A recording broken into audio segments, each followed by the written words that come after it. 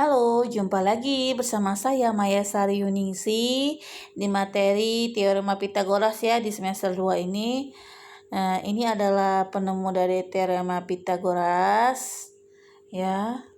Oke, kita langsung masuk aja pengertian Teorema Pitagoras. Jadi, Teorema Pitagoras adalah rumus yang berkaitan dengan luas persegi pada sisi segi tiga siku-siku. Jadi pada setiap segitiga siku-siku terdapat dua sisi siku-siku dan satu sisi miring. Yang mana sih dua sisi siku-siku? Nah, jadi AC dan AB itu disebut dua sisi siku-siku dan satu sisi miringnya yang mana? Si BC ya. Jadi teorema Pitagoras ini hanya berlaku pada segitiga siku-siku ya. Nah, jadi pada segitiga ABC, sudut A ini besarnya adalah 90 derajat karena segitiga siku-siku itu bercirikan adalah sudutnya yang bentuknya berpenyiku yang membentuk 90 derajat ya.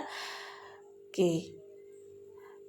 Sisi miring itu selalu di depan sudut siku-siku. Jadi jika ini ada sudut siku-siku, maka depannya adalah sisi miring ya.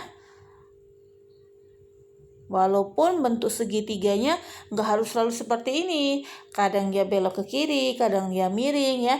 Tapi ingatkan bahwa untuk menentukan yang mana sih kira-kira kalau sudah bentuknya miring kan kadang kita bingung. Ini segitiga siku-sikunya yang sisi miringnya yang mana ya.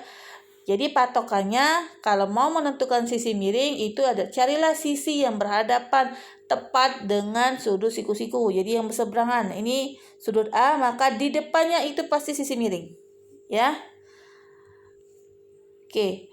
Jadi teorema Pitagoras itu berlaku untuk segitiga siku-siku sebagai berikut. Jadi teorema itu berbunyi bahwa kuadrat sisi miring itu merupakan hasil dari jumlah kuadrat kedua sisi siku-sikunya. Jadi sisi miring ini itu merupakan kuadrat sisi miring ini merupakan hasil dari penjumlahan kuadrat kedua sisi ini. Sisi AB dan sisi AC ini apabila dikuadratkan hasilnya adalah kuadrat dari sisi miring. Ya. Jadi seperti ini. Nah, ini kan segitiga siku-sikunya miring nih. Kita bingung kan, yang mana sisi miring? AC, apa BC, apa AB? Yang jelas, sisi miring itu adalah sisi yang berhadapan dengan sudut siku-siku, ya. Ya, jadi di depan ini si BC ini adalah sisi miring. Jadi jangan bingung. Oke. Sebentar, saya jelaskan dulu. Sisi miring ini kata lainnya itu adalah hipotenusa. Hipotenusa ya. Nah, kemudian dari sini kita tahu ada rumus yaitu bahwa sisi miring itu adalah kuadrat sisi miring adalah, jadi di sini BC ya. Kebetulan sisi miringnya adalah BC. Jadi BC kuadrat adalah jumlah kuadrat kedua sisi siku-sikunya. Jadi kuadrat dari AB kuadrat ditambah AC kuadrat, jadi rumus ini. Oke, kita akan membuktikan apakah benar bahwa kuadrat sisi miring ini merupakan hasil penjumlahan dari kuadrat sisi-sisi siku-siku yang lainnya. Oke. Nah, di sini kita akan membuktikan benar atau tidak sih teorema Pitagoras. Saya mempunyai 3 buah persegi yang memiliki ukuran yang berbeda-beda. Jadi di sini perseginya membentuk segitiga siku-siku ya. Apabila disatukan membentuk segitiga siku-siku. Persegi yang besar itu adalah persegi C, di mana ukurannya itu 5 ya, 5 cm ya, karena ini ada 5 kotak. 1, 2, 3, 4, 5. Di sini juga ada 5, 1, 2, 3, 4, 5. Jadi luas persegi si C itu adalah 25. Ngapa 25? 5 kali 5 itu 25. Oke, kemudian berikutnya ke persegi B. Persegi B itu panjang sisinya 4 karena terdiri dari 4 kotak. 1, 2, 3, 4. 1, 2, 3, 4. Jadi luas sisinya itu adalah 16. Karena kenapa? 4 kali 4 itu adalah 16. Ya. Jadi sisi kali sisi ya kalau luas. Kemudian persegian terakhir adalah persegian terkecil yaitu persegi A, di mana panjang sisinya adalah 3 karena kotaknya ada 3. 1, 2, 3, 1, 2, 3. Jadi 3 kali 3 itu adalah 9 luasnya ya. Jadi luas persegi C adalah 9. Oke. Benar nggak teorema Pythagoras ini bahwa kuadrat sisi miring ya, kuadrat sisi miring itu merupakan jumlah dari kuadrat kedua sisi lainnya. Nah, sisi yang ini ya. Benar nggak? Kita lihat 9 ditambah 16. Benar nggak hasilnya 25? Oh benar. 16 tambah 9 itu 25. Ternyata teorema Pythagoras ini benar. Dengan syarat pakai kuadrat ya. Kalau nggak pakai kuadrat nggak bisa, nggak berlaku teorema ini. Coba kalau kalian nggak kuadrat ini, 3 tambah 4, benar nggak hasilnya 5? Enggak kan? Jadi dia harus dikuadratkan dulu. Makanya saya cari luasnya dulu masing-masing ya. Karena luas persegi adalah sisi kali sisi ya. Sisi kali sisi. Jadi 9 tambah 16 25 dan teorema Pythagorasnya itu terbukti bahwa kuadrat sisi miring itu merupakan hasil penjumlahan kedua sisi yang lainnya. Kuadrat ya, jumlah kuadrat kedua sisi yang lainnya. Oke, jadi ini segitiga siku-sikunya. Jadi ini dari sini ke sini adalah tinggi, ini adalah alas, ini hipotenusa.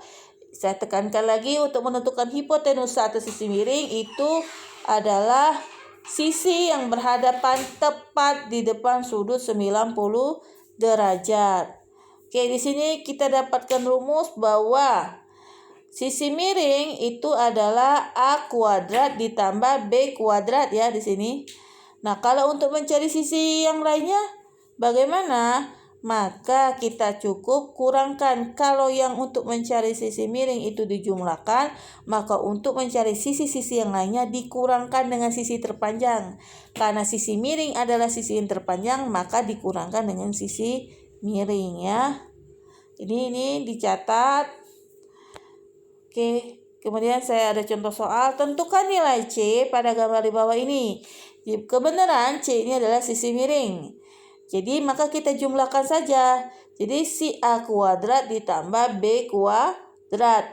6 kuadrat tambah 8 kuadrat. 6 kuadrat itu adalah 36. 8 kuadrat adalah 64 ya.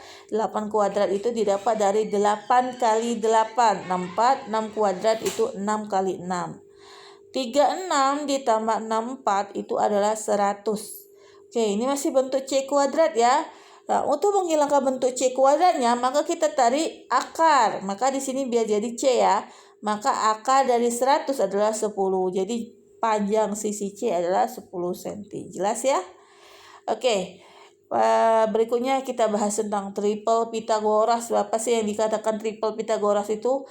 Triple Pythagoras adalah pasangan 3 bilangan bulat positif yang memenuhi kesamaan kuadrat bilangan terbesar sama dengan jumlah kuadrat kedua bilangan yang lainnya. Artinya memenuhi teorema Pythagoras. Jadi triple Pythagoras itu terdiri dari 3 buah angka yang apabila kita buktikan dia memenuhi kriteria dalil Pythagoras itu. Nah, di sini saya punya 3, 4, dan 5. Apakah dia triple Pythagoras?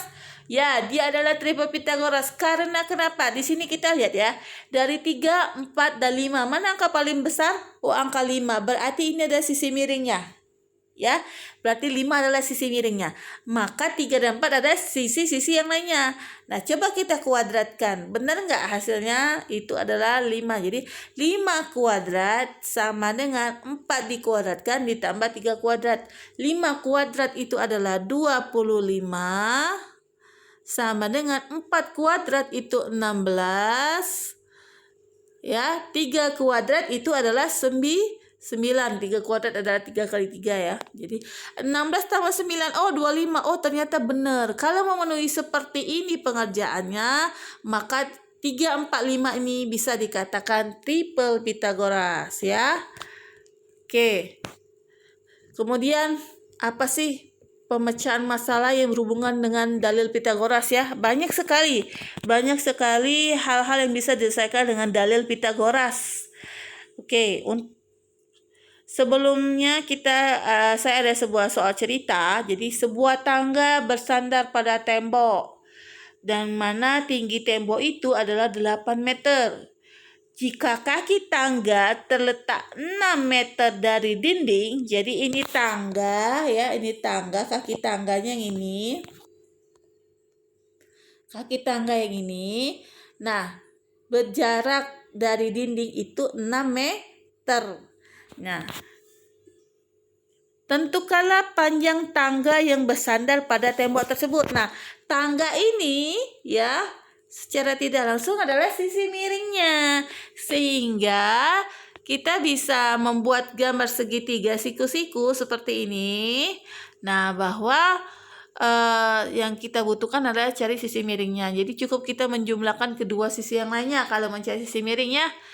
Nah, jadi 6 kuadrat ditambah 8 kuadrat.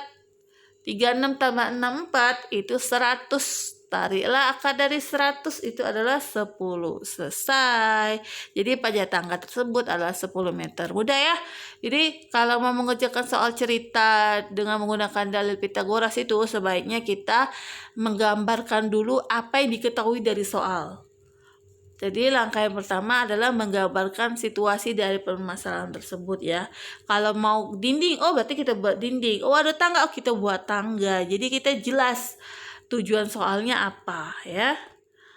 Oke, kemudian kalau dibangun ruang nih, dibangun ruang kayak di sini saya punya kebetulan kubus ya.